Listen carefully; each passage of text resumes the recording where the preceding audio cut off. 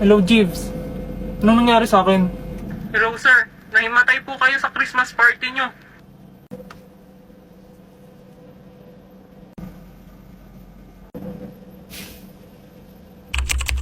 Saigon boy! Wow, ang taas mo na. Sana all sumakses sa height. Hoy, Ha? Dito ka na ba ulit mag-aaral? di na padaan lang ako. Joke! Oo, dito na ulit. Ba't pala mag-isa ka lang? Asan yung mga alipres mo? Lipuris ka dyan. Wala pa sila. Ah,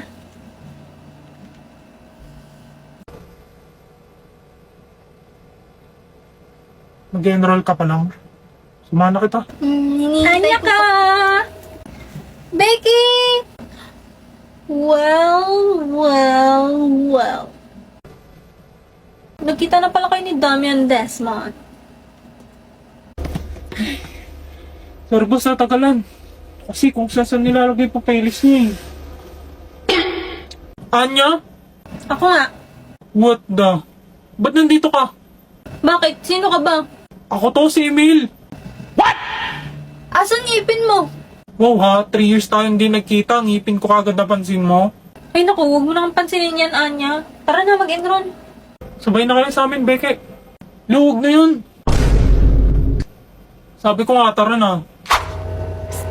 Andito na ulit yung crush mo. Chance mo na yan. Single pa yan si Anya. Baliw. Oops, ako na.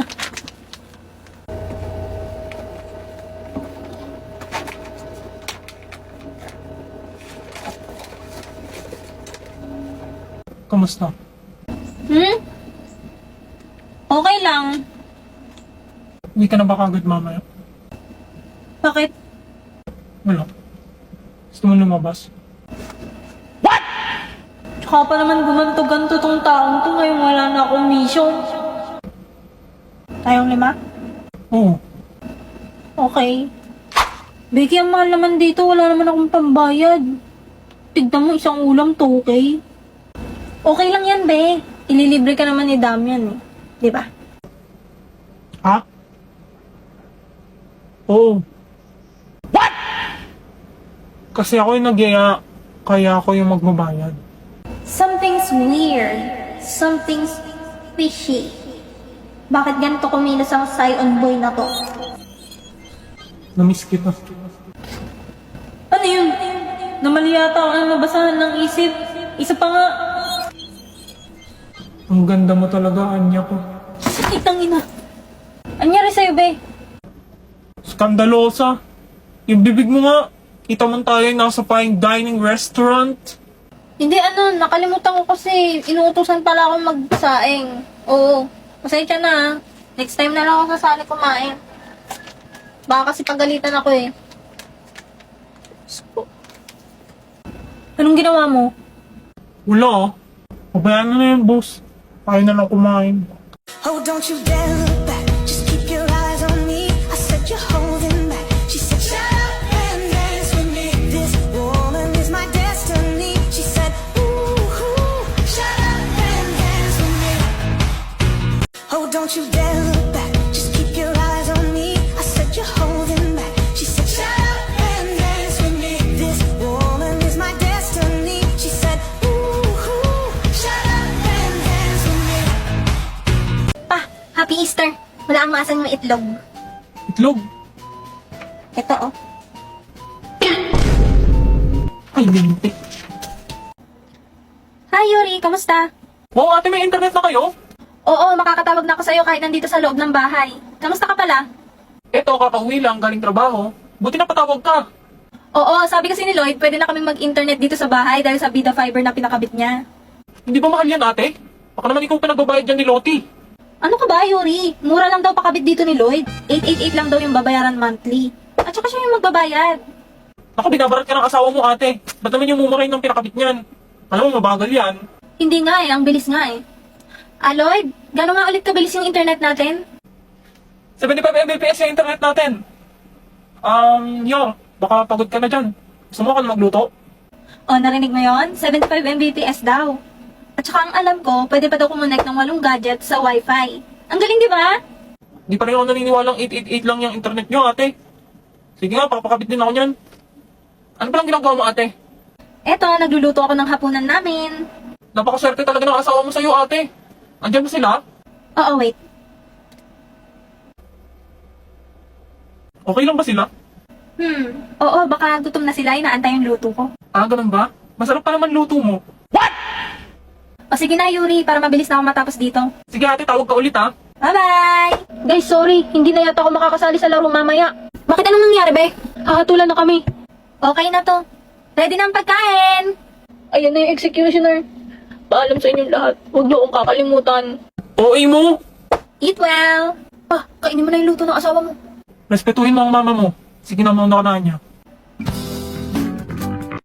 Grabe, first day pa lang gusto ko na umuwi. Ang lala mo. Pero nakakamiss din tong school na to. Ba't ka ba kasi lumipat ng school? Secret!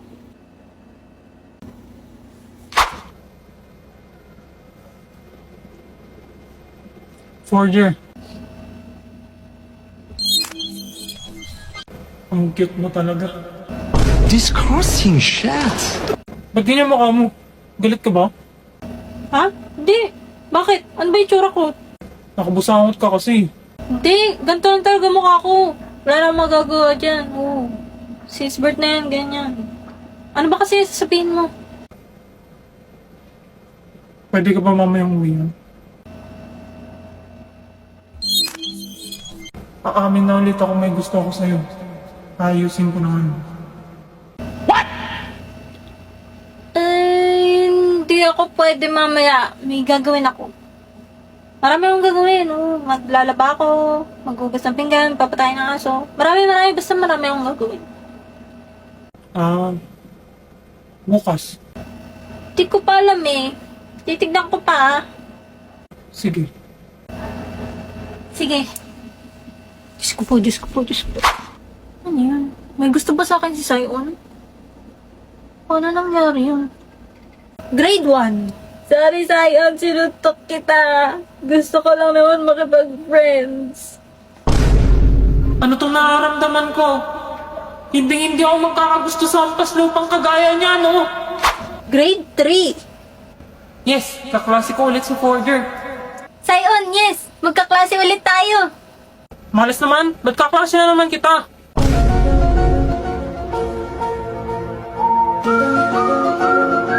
Grade 5? Sion! Ang ganda. Maganda ba ako, Sion?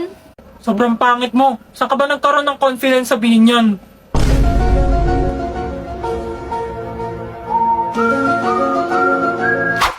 Grade 7. Sino ba yung mga maaligid sa kanya?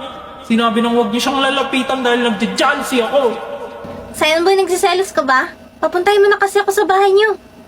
Ano? Kapal naman ang pagmumukha mo para sabihin yan. Hindi ka makakatungtong sa pamamahay ko, no?